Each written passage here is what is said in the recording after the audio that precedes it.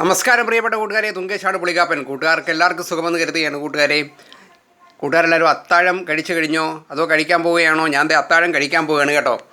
ഇന്നത്തെ അത്താഴത്തിന് ചോറ്, ഒരു മത്തി വറുത്തമുണ്ട്, ഇച്ചിരി സാമ്പാറുണ്ട്, അതുപോലെ തന്നെ ബീട്രൂട്ട് മെഴുക്ക് പുരട്ടിയുണ്ട്. പിന്നെ സ്പെഷ്യലായിട്ടുള്ള വേറെ ഒരു ചെറിയ ഐറ്റം ഉണ്ട്.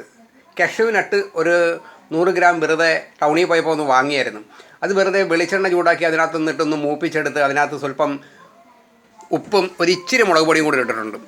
അതാണ് ഇച്ചിരി സ്പെഷ്യലായിട്ടുള്ളത്. അത് എങ്ങനെ ഉണ്ടെന്ന് ആ കൂട്ടൊന്ന് നോക്കാനാണ് കേട്ടോ കൂട്ടുകാരെ. പിന്നെ നാളത്തെ ടിക്കറ്റ് എനിക്ക് കിട്ടിയില്ല കൂട്ടുകാരെ.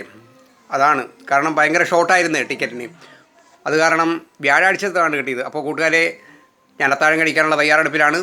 എൻ്റെ അമ്മയും അത്താഴം കഴിക്കാൻ പോകുന്നു. അമ്മയ്ക്ക് ചോറും മീൻകറിയും കുറച്ച് മെഴുക്ക് പുരട്ടിയും അച്ചാറും ഉണ്ട്. അപ്പോൾ ഓക്കെ കൂട്ടുകാരെ, എല്ലാവർക്കും ശുഭരാത്രി. നാളെ കാണാം.